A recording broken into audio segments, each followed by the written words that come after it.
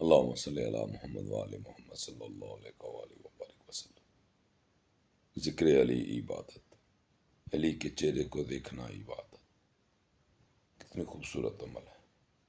اور یہ عمل جناب ابو بکر صدیق رضی اللہ تعالیٰ عنہ اور بے شمار صحابہ نے کیا، یہاں تک کہ آقا دو جہاں صلی اللہ علیہ وآلہ وبارک وسلم نے عمل کر کے دکھایا۔ تو اللہ نے قرآن میں فرمایا، میرے حبیب اپنی امت سے کہہ دو، جو دنیا میں جس کا ذکر کرے گا بروز قیامت اسی کے ساتھ اٹھایا جائے گا۔ تو اگر اس بات کی تھوڑا سا غور کریں، اس پہ فوکس کریں، تو اللہ کے ساتھ تو نہیں اٹھائے جا سکتے،